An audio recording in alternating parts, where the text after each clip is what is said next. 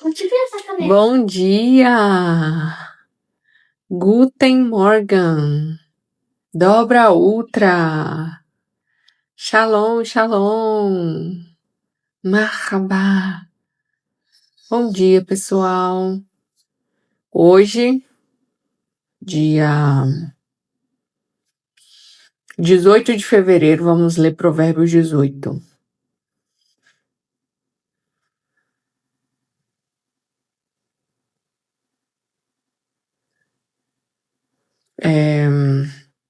Abra sua Bíblia, Provérbios 18.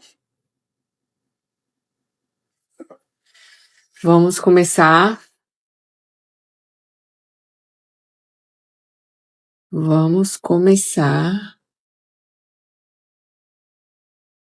A nossa jornada da sabedoria. Pedindo a Deus que nos ajude, nos ensine para desenvolvermos uma boa compreensão da vida. Aqueles problemas do dia a dia que a gente não consegue resolver, aquelas conexões erradas na vida que a gente faz e que a gente pensa que a gente tem que passar, não temos que passar. Muitos problemas a gente pode evitar se a gente for sábio. Se formos uma mulher sábia. E é por isso que a gente lê Provérbios diariamente. Para nos lembrar, para reforçar. É muito complexo.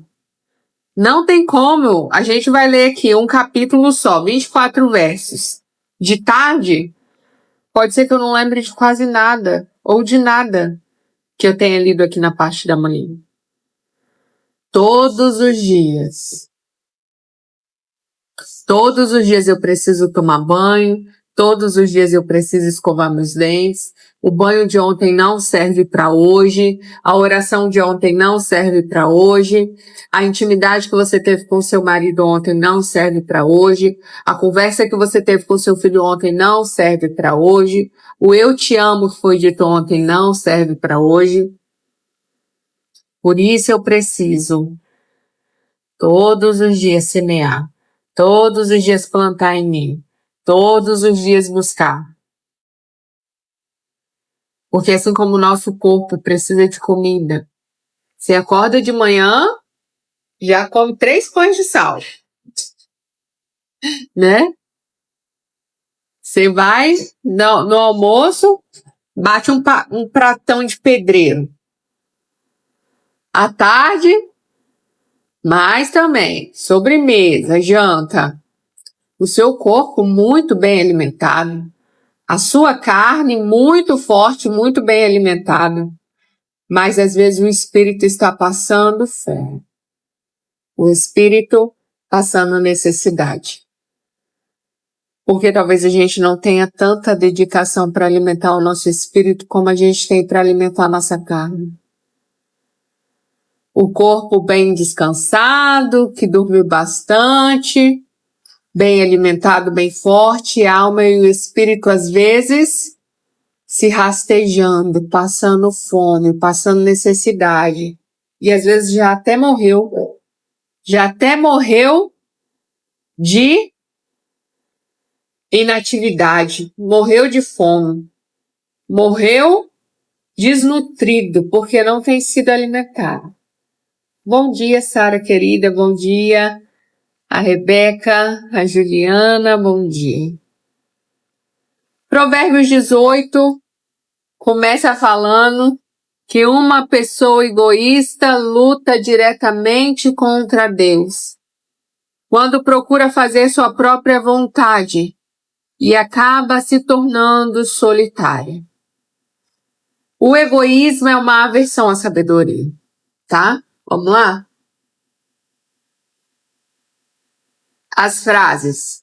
Não gosto de gente, não tenho paciência com gente, não prefiro animal do que gente, pessoas são complicadas demais, não tenho paciência, não gosto de lidar com pessoas, não tenho paciência para homem, não tenho paciência com criança, não tenho paciência com nada nem com ninguém. A minha vida é aquela vida calma, tranquila, Eu vou pro meu apartamento, não tem ninguém para sujar, eu cuido do meu pet e a gente vai viver nessa vida de um adulto solteiro, solitário, individualista, que não suporta conviver com pessoas.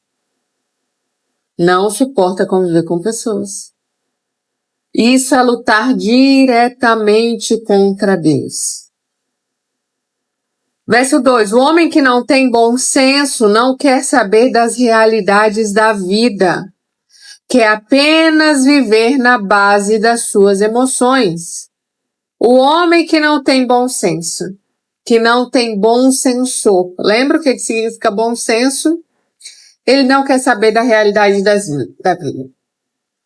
Ele não quer conhecer. Ele quer viver de emoção em emoção, baseado nos seus sentimentos. O que vai dar? Uma hora eu quero, outra hora eu não quero. Uma hora eu te amo, outra hora eu não te amo mais, eu troco. Uma hora eu tô querendo fazer isso, outra hora eu não tô querendo mais. Não tem consistência, não tem bom sensor, vive de emoções. Quem vive de emoções não vai muito longe, viu? Eu não tô falando para você ser uma pessoa fria, sem sentimentos. Mas você não pode deixar as emoções tomarem conta da sua vida, das suas decisões. Já percebeu que as pessoas mais inteligentes emocionalmente, elas parecem que são insensíveis? Pensa se você pode ser um médico que chora toda vez que alguém chega machucado ou morre. Não. A maturidade, o crescimento vai trazer para você um autocontrole. Não é que você não tem sentimentos, mas é que você entende o lugar certo em que essas coisas são permitidas. Verso 3. Se você desprezar a Deus, será desprezado pelos homens, e seu nome acabará jogado na lama.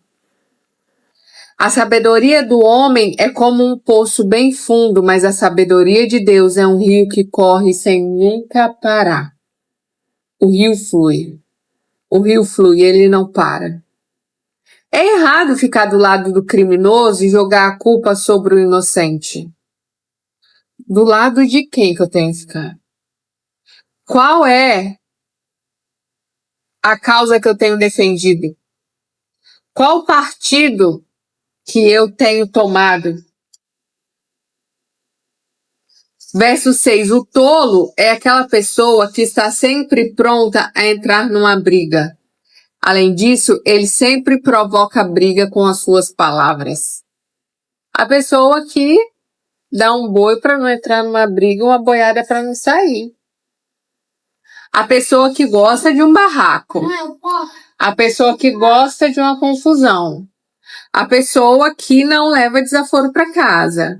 A pessoa que não tem sangue de barata. Salomão vai falar muitas vezes sobre isso. Vai parecer repetitivo? Por quê? Porque a gente precisa disso. Uma criança, não adianta eu falar assim, Arlindo, levanta e vai escovar dente. Não, todo dia eu tenho que falar a mesma coisa. Todo dia eu tenho que falar a mesma coisa. Arlindo, pinte o cabelo quando tomar banho. Não, todo dia eu tenho que falar a mesma coisa. Às vezes mais de uma vez no dia. Arlindo, lava a mão. Arlindo, escova o dente. Arlindo, chega e vai tomar banho. Arlindo, isso e aquilo. Um pai que ensina o filho, ele vai ser repetitivo. Por quê? Porque a gente esquece rápido. A gente não aprende rápido, a gente esquece rápido.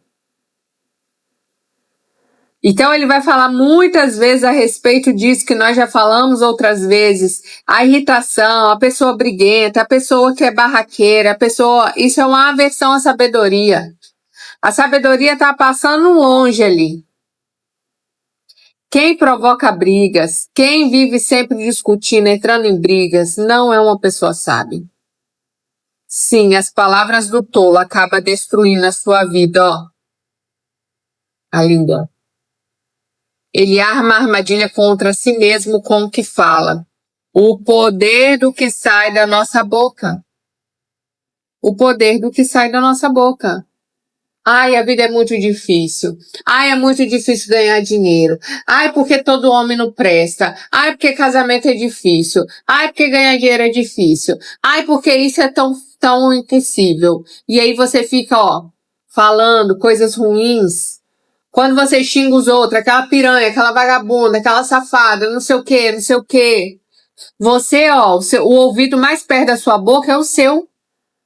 Qual que é o ouvido mais perto da sua boca?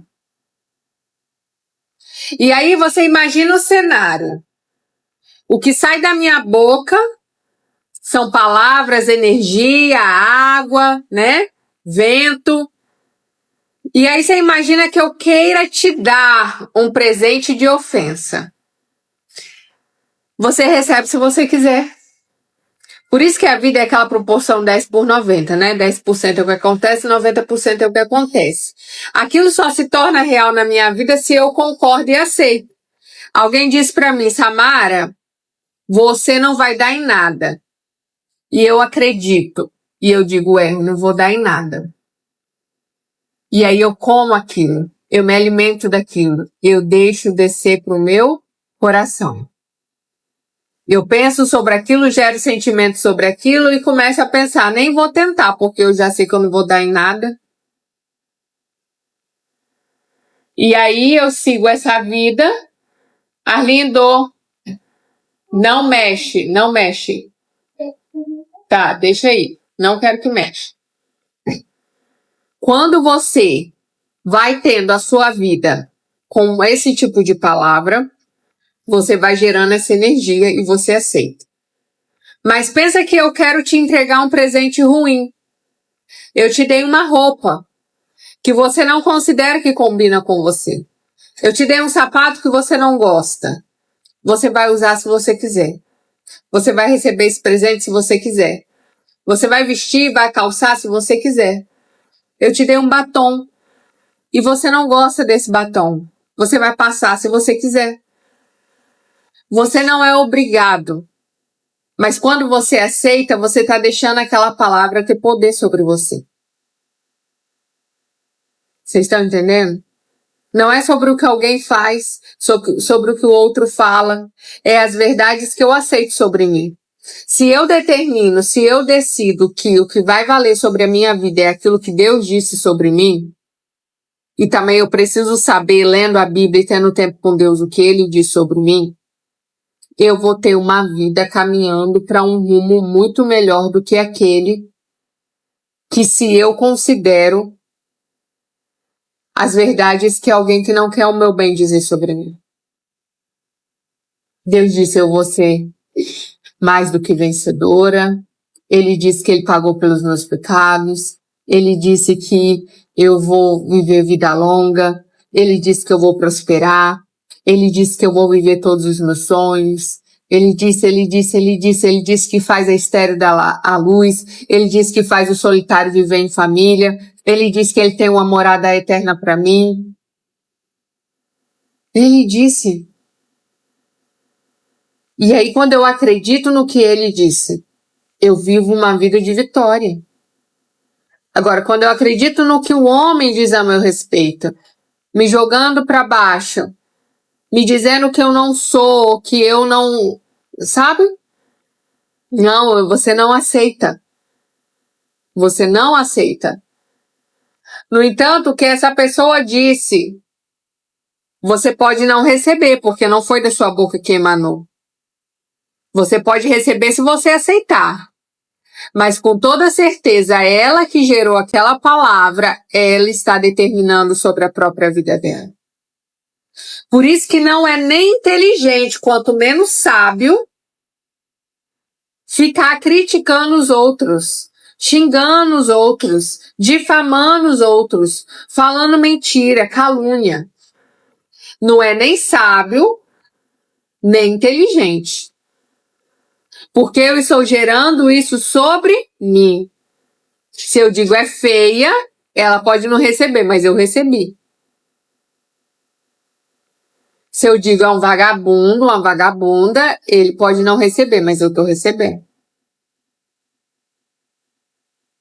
Você entende?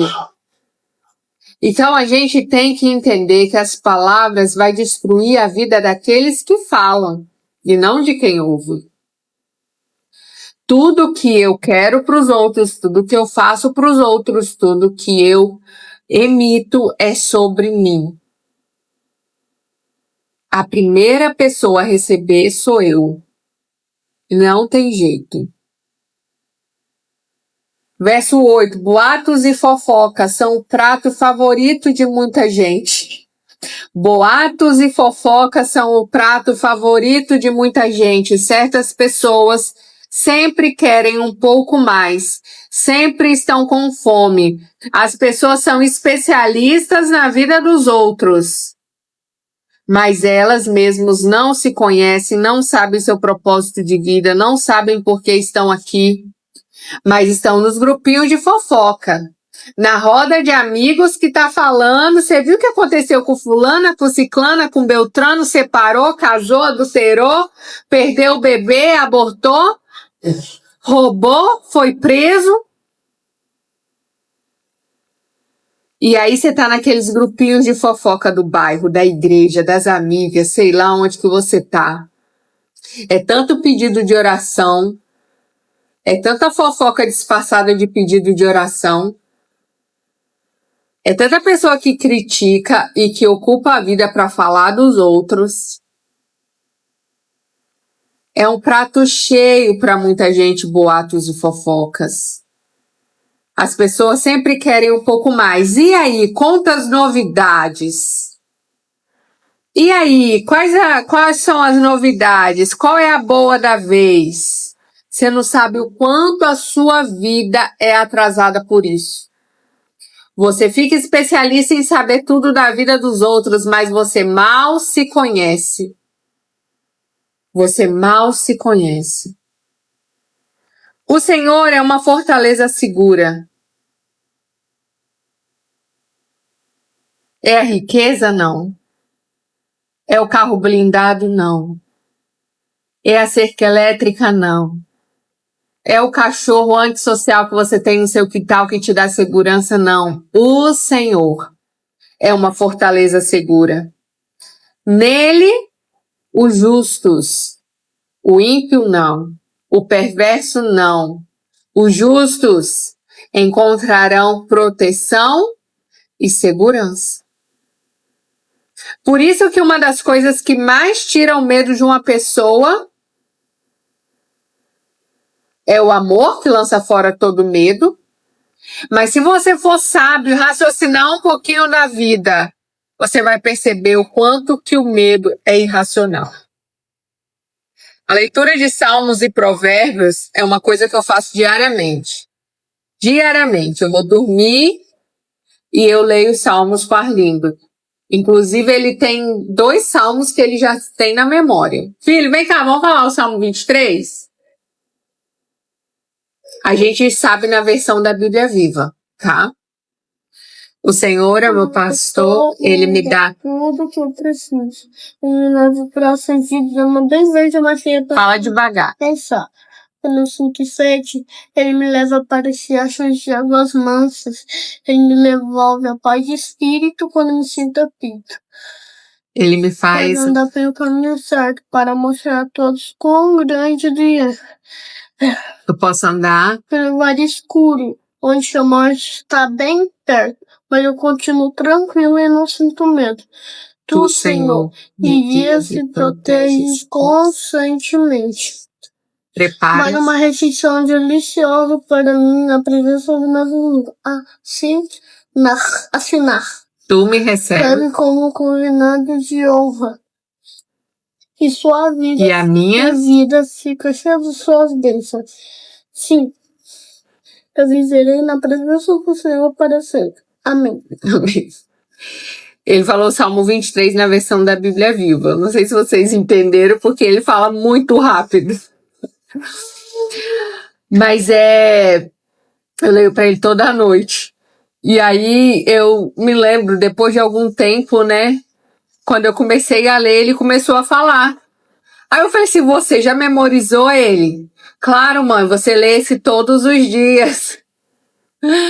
E aí tem o Salmo 8 também, que é o salmo do ano dele. Inclusive, eu acho que eu tenho um vídeo aqui, mas é muito antigo, eu acho que eu vou refazer aquele Rios, falando sobre o fato do salmo ser um para cada ano da nossa vida. Mas depois eu entro nessas questões aí. E o Salmo 8, ele começa assim, ó Senhor, nosso Senhor, a majestade e a glória do teu nome enchem completamente a terra e todo o universo. Tu usaste as criancinhas e os bebês para mostrar a todos como é grande o seu poder. Quando admirado, à noite, eu contemplo o céu e eu fico pensando, por que o Senhor foi dar tanta atenção a essa coisa tão pequena que é o homem? Mas, na verdade, o homem é apenas um pouco menor do que Deus. O Salmo 8, ele é curtinho, né? E esses salmos curtos é mais fácil da criança memorizar. E eu acho muito importante memorizar a palavra. Você pode dizer assim, ai, minha mente é ruim e eu não sou boa para memorizar. Você tem que mudar essa palavra hoje, em nome de Jesus. Você tem a mente perfeita e totalmente capaz de se lembrar da palavra de Deus, de memorizar. Primeiro que você tem que saber que você não vai memorizar algo que você leu uma vez, mal leu, e ficou por isso mesmo. Não tem como memorizar mesmo. Por isso tem que haver uma diligência. Por isso tem que haver uma dedicação. Por isso tem que haver uma entrega. Hoje de manhã a gente estava falando do Manual do Criador. Hoje o Manual do Criador acabou 8 horas da manhã. Ficamos 3 horas falando de João, capítulo 20. Um único capítulo da Bíblia. E você tá tão atarefado, você tá tão cheio de coisa para fazer no seu dia a dia que você não tem tempo de ler a Bíblia. E tá tudo bem. Mas você precisa entender que às vezes a qualidade da sua vida espiritual, seu relacionamento com Deus é totalmente comprometido por quanto que você usa o seu tempo. A gente mostra que algo tem valor para nós quando a gente dedica tempo e dinheiro naquilo. Para você sair da sua casa e você ir num templo religioso, para você sair da sua casa e ir para uma reunião como a gente esteve ontem lá no Encontro das Herdeiras, sábado no Encontro das Rainhas, você precisa entender o valor desses momentos, porque senão você não vai fazer, porque você não vai se mover para aquele lugar ou investir dinheiro ou investir tempo naquilo que você não considera ter valor.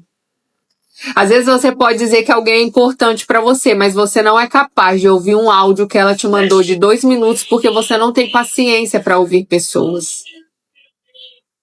Você diz que ama pessoas e que se interessa por elas, mas você não está disposta a sentar e ouvir um pouco da história dela. Você é tão cheio de si, gosta de falar de si, mas você não gosta de ouvir sobre o outro. Mas a palavra diz que uma pessoa egoísta luta diretamente contra Deus. Jamais eu vou viver o meu propósito não tendo paciências e não amando pessoas. A primeira coisa que você precisa orar é pedir a Deus, Senhor, eu quero ver as pessoas como o Senhor vê, eu quero amar as pessoas como você ama, eu quero ter paciência com as pessoas como você tem. E eu quero dedicar a minha vida para cumprir o propósito que o Senhor me chamou, que eu sei que tem a ver com pessoas. Mas só existe segurança no Senhor. Ele é uma fortaleza segura. É uma fortaleza. É uma fortaleza segura. Um vidro blindado não segura um canhão, mas uma fortaleza segura uma bala de canhão.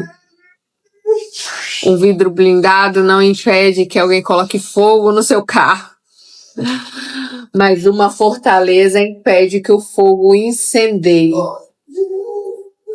o que está dentro dela. O Senhor é a fortaleza segura para o justo.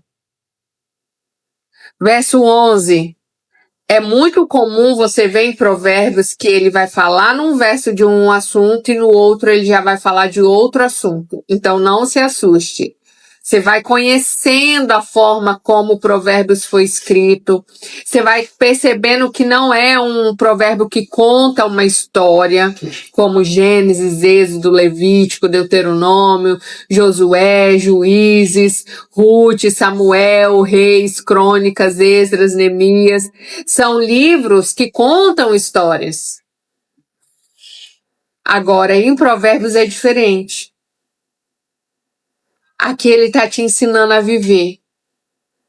Ele vai bater no poder da língua, ele vai falar sobre a diferença do justo e do perverso, ele vai falar sobre o comportamento de uma mulher sábia, de um homem sábio, um filho sábio, um jovem sábio, vai te ensinar a fazer negócios. E aqui no 11 ele diz, o homem rico, entretanto, pensa que as suas riquezas são uma proteção segura e um muro alto para garantir a sua vida. Ele conta vantagens sobre as suas riquezas, cheios de orgulho, mas Deus derruba o orgulhoso para dar honra à pessoa humilde.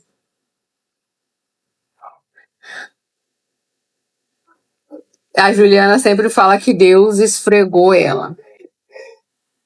Deus passa a gente na moenda de cana para tirar ali o que é bom.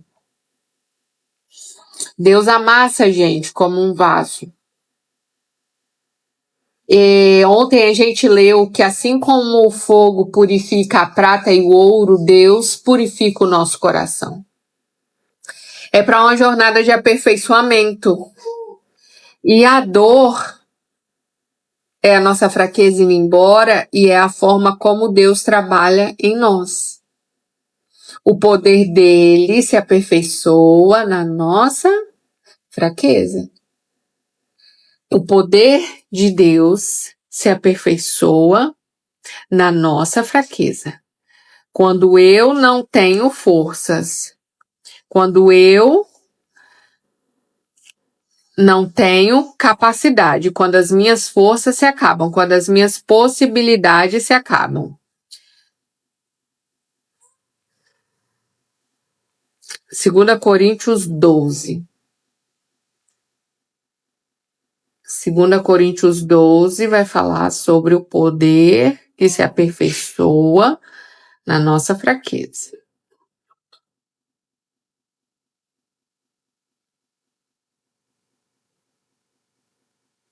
12:9. Deixa eu abrir aqui.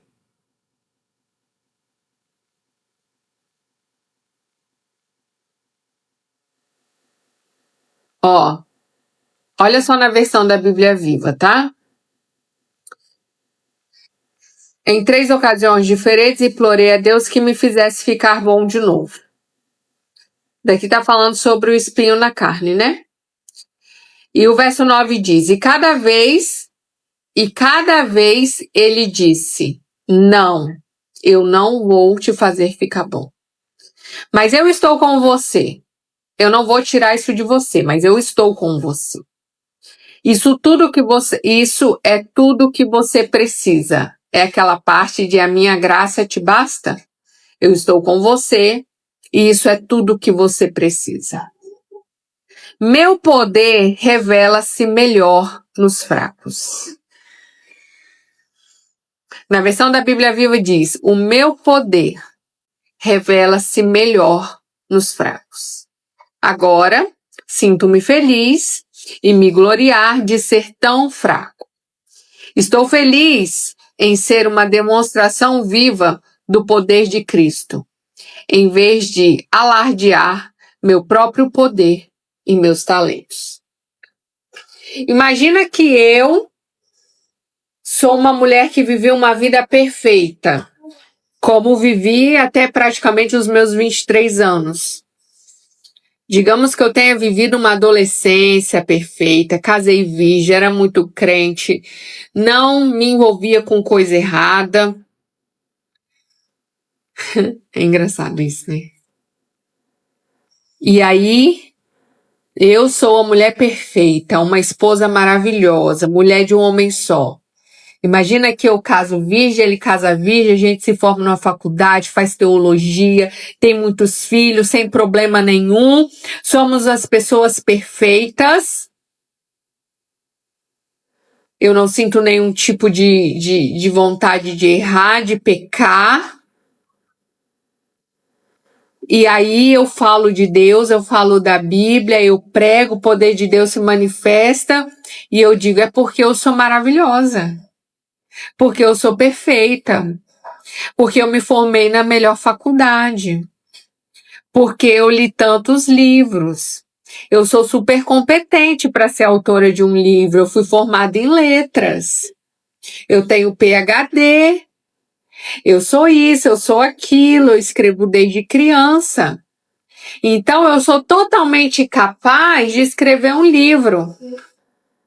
Não, mas ele escolheu fazer diferente na minha história.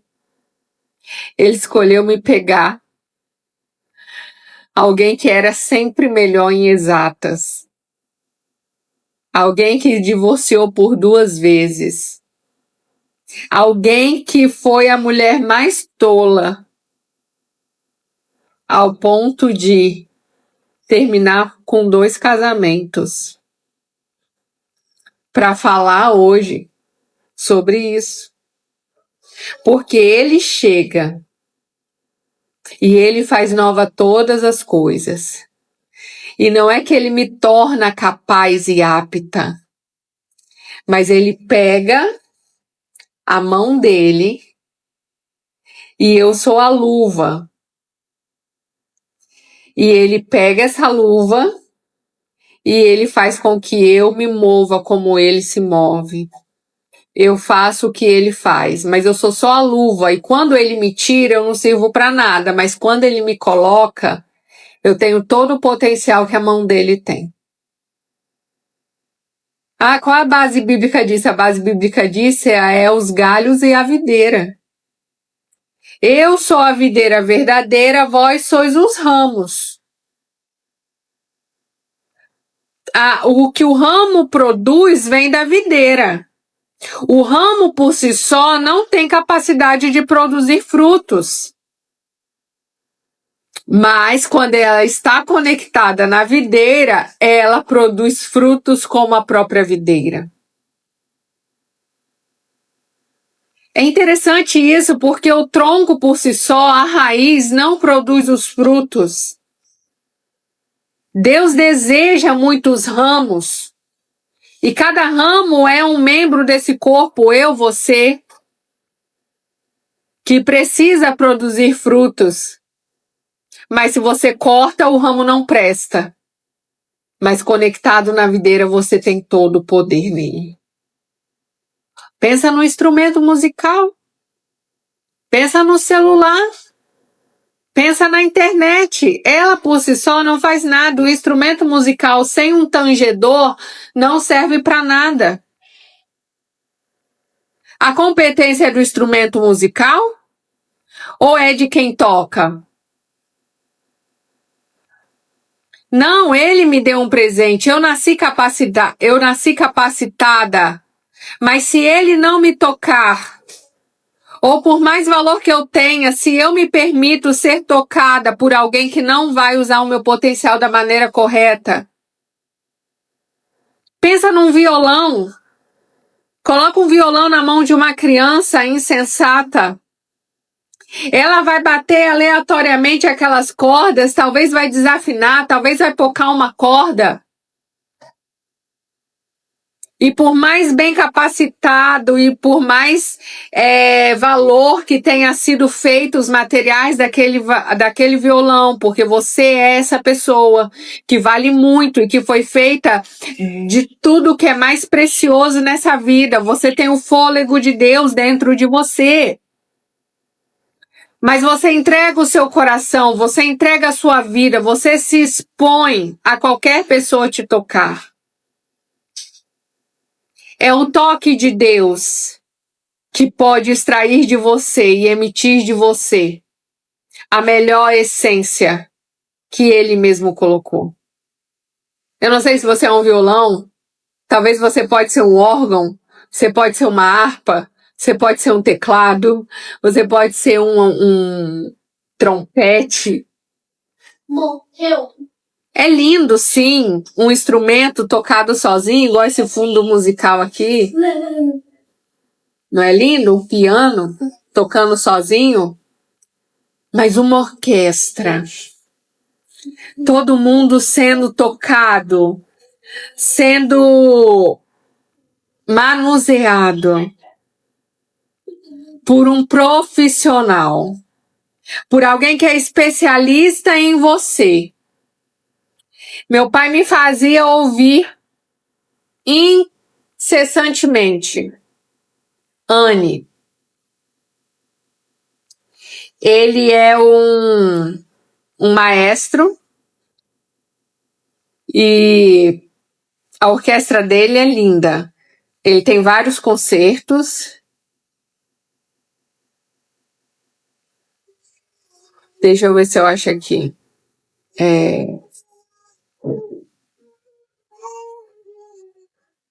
Concerto.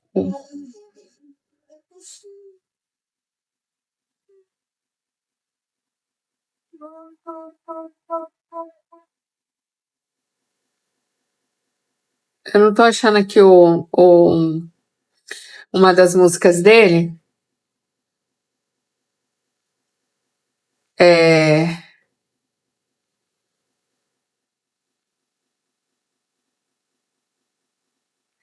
Mas o meu pai fazia eu ouvir muito esse músico. Iane. É com Y. Iane. Eu não sei se vocês já ouviram. E é muitos instrumentos nos concertos dele. Muito instrumento. Vários teclados, várias... Ele tinha... E é lindo. E ele sempre chamava os melhores músicos do mundo para tocar. E você percebe que quanto mais especialista um músico é em um determinado instrumento, mais ele desenvolve a capacidade de tocar aquele instrumento. E existe alguém que conhece melhor o instrumento do que aquele que propriamente o fabricou. Eu quero que você saiba hoje que você tem tudo que Deus precisa para te usar. Mas você precisa ter momentos com Ele, para que Ele te use naquilo que Ele te tornou competente a fazer. E aí você deixa esse Deus manifestar em você, não pela sua perfeição, mas porque o músico, o tangedor, a videira, a mão que veste a luva, eu não sei qual é a forma que você vai entender isso que eu estou te falando. Eu quero que você confie em você, mas ao mesmo tempo você saiba que não é sua competência individualmente além e independente de Deus. Eu não quero te levar para um lado do orgulho, da soberba, de você achar que você é bom sozinho. Que sem Ele você pode alguma coisa. É como a energia que faz eu não sei como é que chama isso, essa luz brilhar aqui. A luz brilha porque a energia passa pelos fios e faz ela acender. Se você tira da tomada, se você desconecta de Deus, você não brilha mais. É um andar de cabeça erguida no mundo e sabendo que ninguém pode diminuir o valor que existe em você. Mas diante de Deus você abaixa a sua cabecinha, você segura a onda e diz: Deus, eu sou dependente de Ti. Porque nós não podemos ir pelo caminho da soberba, porque quando a gente entra para o caminho do orgulho, Deus derruba a gente. Se você se apressa a dar sua opinião antes de ouvir os fatos, está mostrando que é um tolo, você devia se envergonhar. Isso aqui é tão interessante, né? Quem responde antes de ouvir. Você nem contou a história. A pessoa te interrompe e já vem com 7 pedras nas mãos. Você sabe o que eu ia perguntar? Você sabe o que eu ia falar? A pessoa tá tão na defensiva, ela tá agindo tanto como uma tola, que ela não percebe que você nem terminou. Sabe aquela história assim, você nem deixou molhar o bico? Tira conclusões precipitadas. Não, calma. Escuta a história. Deixa a pessoa falar. Não tire conclusões precipitadas. Deixa ela terminar. Porque você não sabe o que ela quer dizer.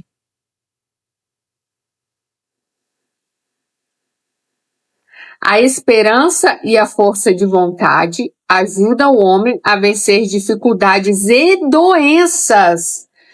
Ah, eu achei que era o remédio que vencia as doenças.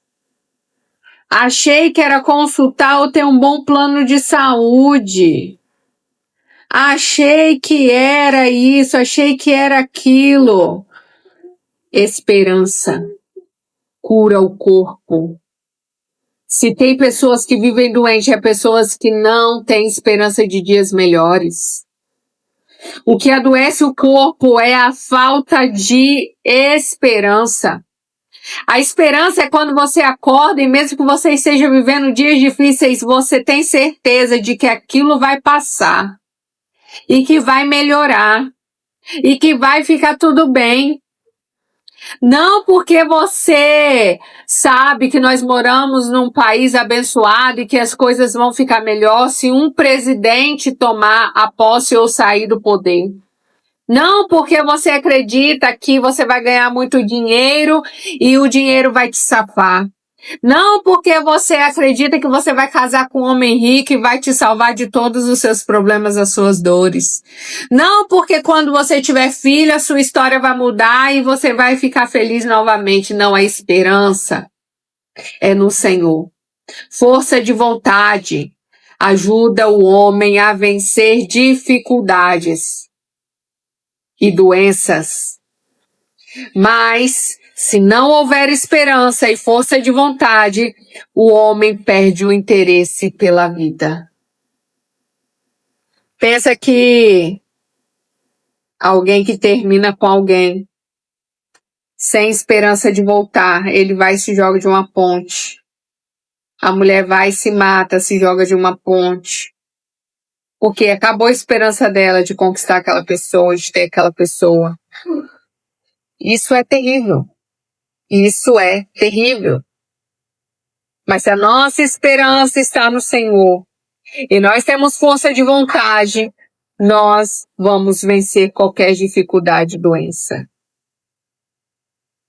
Verso 15, a mente do homem sábio está sempre aberta para receber o conhecimento e seu ouvido aberto para ouvir novas ideias. Tem gente que não está aberto para o novo. Ele é o sabichão, ele sabe de tudo, ele não precisa aprender nada com ninguém. Não pode ser assim. A mente do homem sábio está aberta para receber conhecimento, não é qualquer besteira não, é conhecimento. E o seu ouvido aberto para novas ideias. Novas ideias.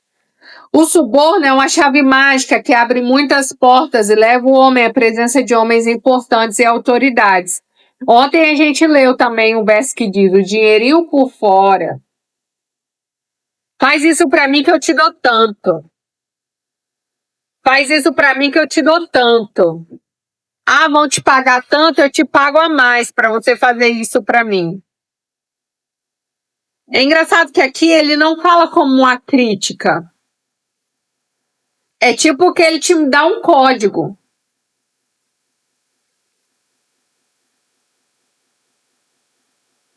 Você pode usar isso, talvez em algum momento, para o bem. sem prejudicar os outros. Mas quando você quer subornar o guarda porque te parou sem carteira, você quer pagar para você não reprovar na prova, você quer... Tem tantas coisas, gente, que as pessoas pagam para poder se beneficiar. Verso 17. Quem conta uma história criticando outra pessoa sempre parece ter razão, até surgir alguém contando o outro lado da história. Eu tenho certeza que você já ouviu a versão de alguma história, você se sensibilizou, você pensou, nossa, eu não sabia que fulano era assim. Até que alguém te diga e fala assim, ela só contou essa parte, né? Ela não contou que ela fez isso, fez aquilo outro e aquilo outro, para que essa outra pessoa fizesse isso. Existe sempre os dois lados da história.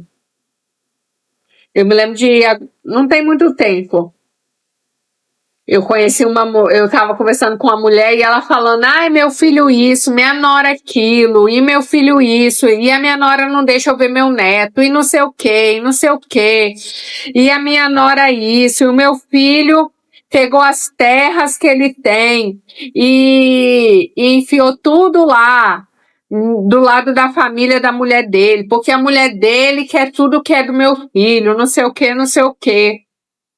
E aí você fica sensibilizada, né? Coitadinha, uma mulher viúva, sozinha, o único filho, e ele ainda faz isso com ela. E essa nora, que nora ruim. Aí o que aconteceu? Depois que ela foi embora, a minha prima virou pra mim e falou bem assim, Samara, ela não contou, né? Que ela fez isso, isso e isso, que quando eles começaram a namorar, ela fez isso, isso e isso, ela derramou... Gente, foi situações absurdas, assim, sabe? Teve um episódio em que o netinho ficou internado e ela nem ia ver o netinho. E a minha prima contou crueldades que aquela mulher fez. Pro neto, pra nora, no relacionamento com o filho, muito gananciosa, não entregando pro filho que era parte dele da herança que o pai tinha deixado, porque como ela só tinha um filho, a herança era para ser dividida entre ela e o único filho, né? E ela não queria dar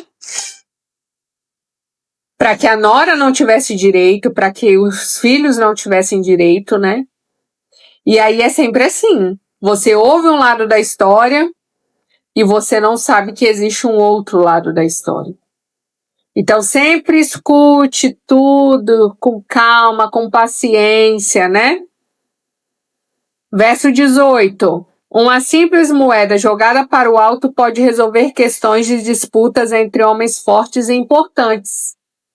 É mais fácil ganhar de volta a amizade de uma pessoa ofendida do que conquistar uma fortaleza de guerra. É mais difícil, né? É mais difícil ganhar de volta a amizade de uma pessoa ofendida do que conquistar uma fortaleza de guerra. As brigas são portas trancadas que fecham a vida dessa pessoa para você. Quantas pessoas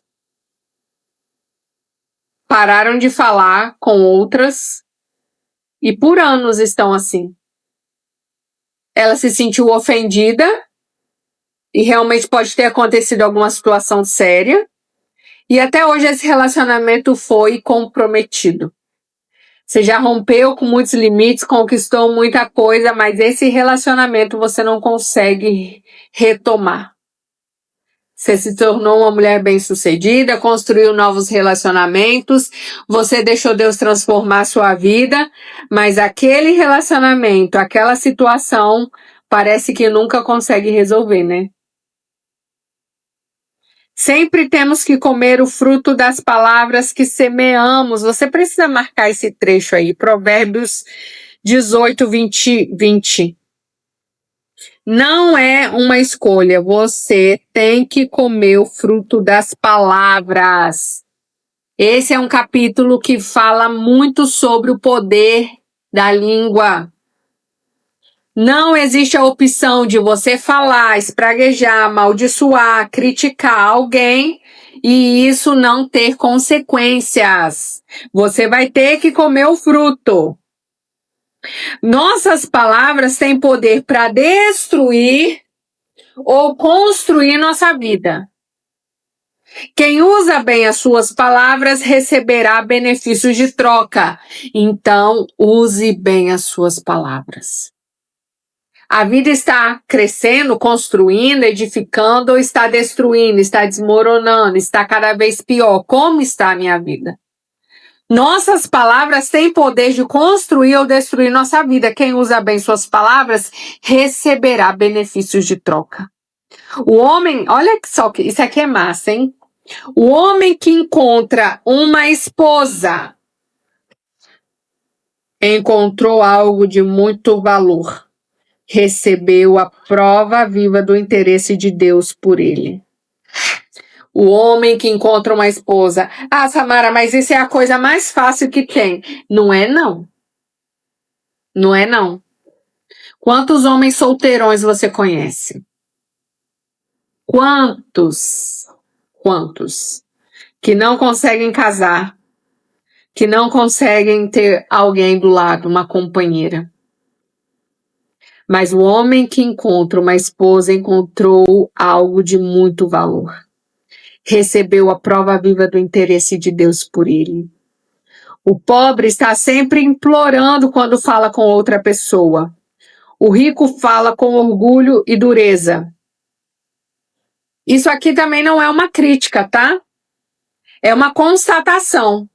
Você vai perceber que às vezes Salomão está aconselhando, às vezes Salomão está advertindo, e às vezes simplesmente ele está fazendo algumas constatações. Ele está mandando você observar. Perceba que a pessoa, quando ela é desprovida, quando é uma pessoa que não tem dinheiro, quando é uma pessoa pobre, quando é uma pessoa... Ela tá sempre falando assim, meio baixo, como se estivesse sempre pedindo um favor.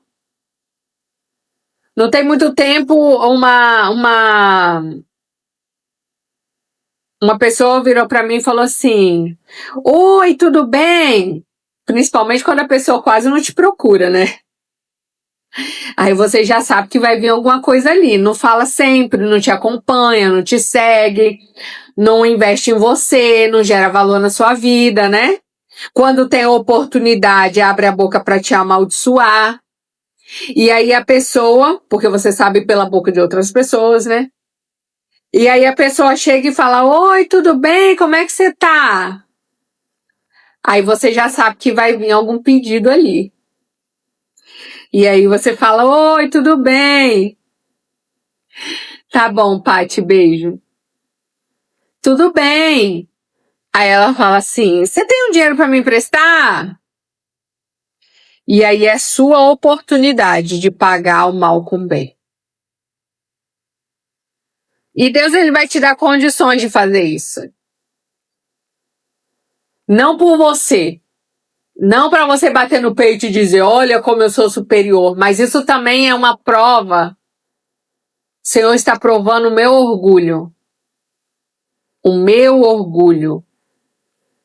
De ele dizer: eu faço por você, você não merecendo. Eu te perdoo depois de tantas ofensas que você fez a mim. Então você vai ajudar sim. Você vai fazer sim. E você não vai emprestar, você vai dar. E aí o orgulho quer falar mais forte. Juliana contou. A ex-mulher, a mulher do marido dela, do ex-marido dela, pediu uma fralda pro bebê. E é isso. O Senhor vai moldar o seu coração, porque não é para você sair por cima da carne seca. É para que as pessoas vejam. É para que as pessoas vejam de fato se você deixa Deus se manifestar através de você. Depois a gente conversa. para que você não fala que é mulher de Deus, você não fala que você tem amor pelas pessoas, você não fala que você quer que Deus te perdoa, então agora vai ser a sua vez de agir como eu agiria.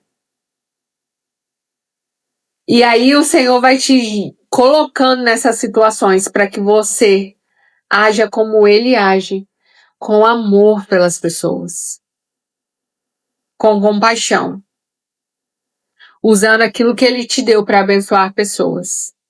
E muitas delas foram as que falaram mal de você, as que te criticaram, as que te afrontaram. Deus tem seus modos de agir. E você tem que se permitir trabalhar.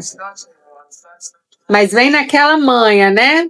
Naquela vozinha, naquelas mensagens bem diferentes do tipo que você recebia antes. Fala com você de maneira bem diferente que falava antes. Porque agora vem com súplica, implorando, né? O último verso do capítulo 18 diz assim: quem tem muitas amizades sempre tem muitos falsos amigos. No entanto, há amigos que acabam sendo mais fiéis que um irmão. Não tem a possibilidade de você ter muitos amigos leais. Não. Você pode ter muitos colegas, muitos conhecidos, né? Muita gente legal. Mas a amizade é diferente. A amizade é diferente.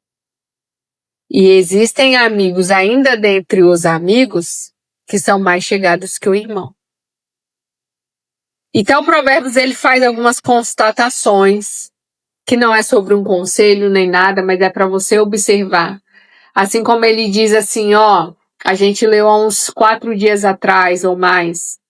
Ele dizia assim no texto: há pessoas muito ricas que parecem pobres. E há pessoas muito pobres que ficam pagando de rica. Isso é um alerta para que você não confie em tudo que você vê. Não confie em tudo que você vê. Tem pessoas que realmente não querem parecer tudo que tem para impedir de pessoas interesseiras se aproximar. Tem gente que gosta de discrição. Tem gente que finge ser pobre mesmo tendo muito dinheiro para se beneficiar, para ficar, né? Eu mesmo um dia vi, quando você trabalha em loja que vende roupa cara, eu trabalhei numa loja, nem é tipo assim, nossa, grife, não. Mas na época eram roupas muito caras na minha cabeça, né? Lacoste, Yves Saint Laurent, VR, Vila Romana, Dudalina. Isso não é grife, gente, isso não é grife. Mas são roupas que não é brasão, né? São roupas que não é 25 de março. Então, quando eu trabalhei nessas lojas, as meninas... No começo, quando você começa a pensar que certas pessoas que entram no estilão de determinado carro, de determinada roupa, são pessoas que têm mais dinheiro. E acontece de, às vezes, a pessoa realmente ter. Mas, na medida que você vai trabalhando com isso, você vai percebendo que isso não é um fator determinante. Tem pessoas que chegam na loja simplérrima e fazem compras de milhares de reais. 5 mil reais, 3 mil reais. Até porque na época também uma compra nesse valor para mim era exorbitantemente alta. Hoje não. Hoje eu sei que existem camisas que valem esse preço, né? Eu sei que tem gente que dá em uma única peça esse valor, né? De alguns mil reais. Mas na época era super caro para mim. Ver alguém saindo da loja e pagando de uma vez só, ou no débito, ou no dinheiro físico, né? Porque era muito comum ainda ter dinheiro físico. Uma compra de 2 mil reais, 3 mil reais era absurdamente alto. E às vezes entrava pessoas muito simples ali. muito simples, fazia compras monstruosamente grandes, e outras pessoas super chique reclamando do preço, falando que estava caro e pedindo desconto e não sei o que, não sei o que, não sei o que. Então, a gente precisa entender que nem tudo as pessoas mostram. Essas constatações fazem parte da sabedoria. Quando eu não vou pela aparência, mas quando eu entendo que a aparência, ela fala antes de eu chegar, porque senão eu entro num flow de tipo assim, não importa como eu me vista, o que importa é o que eu tenho dentro de mim. Sabe aquela teoria de que a aparência não importa? A aparência não tem que ser o mais importante, mas eu preciso reconhecer que muitas vezes a minha aparência pode abrir ou fechar portas. Baseado em quê? Baseado propriamente na Bíblia. A gente vê o rei lá no livro de Daniel mandando os seus empregados procurar jovens de boa aparência, estudados, que falem bem, bem educados, nobres, afinal de contas, ele estaria dando acesso ao seu palácio. E se tem um povo que tem que ser bonito, inteligente, saudável, rico, é os filhos de Deus. É os filhos de Deus nesse tempo. Isso é muito profundo. Tá, herdeira? Filha de Deus. Rainha. Eu fico olhando às vezes os vídeos da Rainha Elizabeth, às vezes eu fico fazendo essas comparações aqui em casa porque dinheiro não traz nobreza. Não traz bom comportamento. Tá certo que talvez eu tenha algumas coisas porque meu pai vem de uma criação e de uma carreira militar. Então, dentro de casa, ele foi bem rígido comigo e com a minha irmã. É lógico que quando a gente vai crescendo, a gente escolhe os caminhos que a gente quer seguir. Mas a sementinha da nobreza, quem colocou em nós foi o próprio Deus. E aí você vê o comportamento de uma rainha, de alguém nobre, como ela se veste, como ela senta, como ela se comporta, como ela come.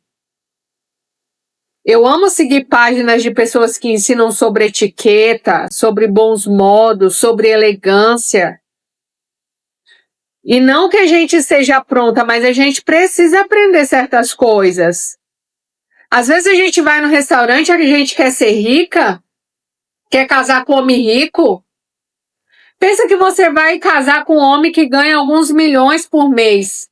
Ele vai te levar no restaurante japonês, ou japonês não, mas vai te levar no restaurante, sei lá, em Paris, em Dubai, e aí você senta na mesa igual uma troncha.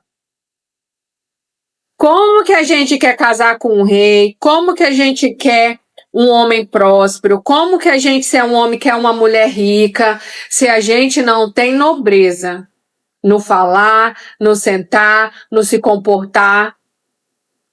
Tem gente rico de tudo quanto é jeito, tem.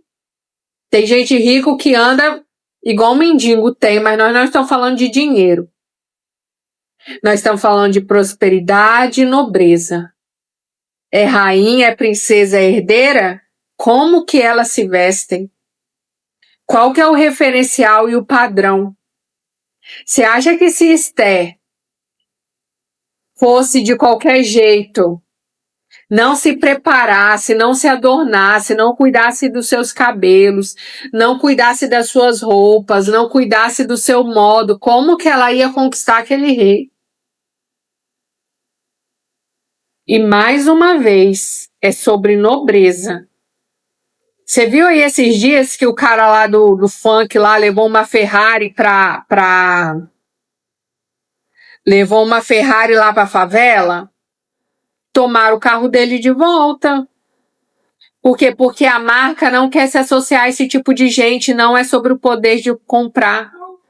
O vendedor teve problema, porque ele não entendeu os critérios para se vender um carro para determinadas pessoas. Então, aonde que eu quero chegar? A sabedoria traz bom senso, discernimento, nobreza para filhas de Deus. Porque eu preciso ser rica, eu preciso ser sábia, eu preciso ser próspera, eu preciso ser nobre. Afinal de contas, eu sou filha de um Deus todo-poderoso. E eles olham para o filho e reconhecem o pai. Aqui não, porque as pessoas não conhecem a família do meu filho lá. Mas eu me lembro de eu entrar no ônibus, eu estar em algum lugar e todo mundo saber de quem o Arlindo é filho. E parabeniza papai e mamãe pela beleza do filho, pelo comportamento do filho. Ninguém chega para uma criança bem comportada e diz parabéns, porque você se educou muito bem, você é um menino maravilhoso. Não. Parabéns, mãe, pelo seu filho. Quando você vai na escola, eles cobram de quem o comportamento da sua criança? Do papai e da mamãe. E aí você diz assim, quando alguém te chama a atenção, não, mas eu ensinei o certo. Quem aprendeu errado foi ele. É a mesma coisa com Deus, não é sobre o fato dele não nos ter orientado. Mas às vezes nós somos filhos rebeldes que não nos deixamos nos moldar. Ao invés de ser filhos sábios que dá orgulho aos pais, nós somos os tolos, as tolas que envergonham o evangelho, que envergonham o nome de Deus, que afasta outras pessoas de Deus. De novo, nós passamos de 10 horas, mas eu quero que essa palavra entre no seu coração. E que esse dia seja um dia de escolhas. Siga esses perfis, mulheres nobres, elegantes. Vamos seguir esses perfis, como se sentam. Existe um lugar que a comparação cabe. Eu sempre falo isso com vocês. Ontem eu ia colocar um lacinho no cabelo, né? E eu falei com a Ju, você acha que eu devia botar o lacinho no cabelo? Ela disse, qual a imagem que você quer passar? E é sobre isso. Qual imagem que eu quero passar? Qual imagem que eu quero passar para os homens? Eu posso me vestir do jeito que eu quero e tem que me respeitar. Né? Não vamos entrar aqui nesse assunto mais, mas veja qual a imagem que você quer. Pergunte o próprio Espírito Santo. Ele tem me ajudado a me vestir, tá? Ontem, na paleta das cores dos eventos, se eu não tivesse pedido ajuda, o Senhor tinha ido com a roupa errada. Ontem eu tava com as roupas, as mesmas duas cores da Larissa. Porque o Espírito Santo ajuda a gente naquelas coisas que você acha que ele não se importa com você. Ele te conduz para a loja certa, ele te conduz para os eventos certos, para que você tome posse e acesse aquilo que ele quer te dar. Eu amo você, estamos juntos até depois do fim. Mais tarde, de noite hoje, a gente tem o Promovendo Pessoas com a Juliane. O testemunho da Juliane é incrível, ela enterrou 2 filhos, 2 ou 3 filhos, eu não me lembro. Depois, ela é traída pelo marido. O marido viciado em drogas. Um testemunho poderoso de que quando Jesus entra na história de alguém, quando alguém tem esperança, ela vence grandes dificuldades. Aquela história me impactou, os poucos momentos que ela começou a contar para mim. E eu amo as histórias das pessoas. Eu amo ver que Jesus tem trabalhado e tem agido na vida das pessoas. E que você hoje, às 7 da noite, possa estar com a gente aí também, sendo edificado pelo testemunho dessa mulher forte, dessa mulher que deixou Deus tomar conta dela quando ela já não tinha nem mais força. Enterrar um filho é difícil, né? Imagina enterrar 2. Imagina enterrar 3. Eu não quero falar 3 porque eu não tenho certeza, mas eu acho que 2 foram. E não é fácil essa situação. Então, eu quero que você venha, renove a sua fé, renove a sua esperança, renove a sua confiança em Deus e saiba que não há nada impossível para ele. Você não vai morrer nessa dor, você não vai morrer nessa dificuldade. Deus vai transformar esse deserto, vai colocar água nesse deserto para você. Você vai chegar na terra prometida. Você não vai morrer no caminho, mas você precisa ter esperança. Não é sobre o nível de dificuldade. É sobre aonde a minha fé e a minha esperança está apoiada. Amém? Tamo junto até depois do fim. Eu amo vocês. E até mais tarde com a live com a Juliane. E amanhã, 9 da manhã, Provérbios 19. Tchau!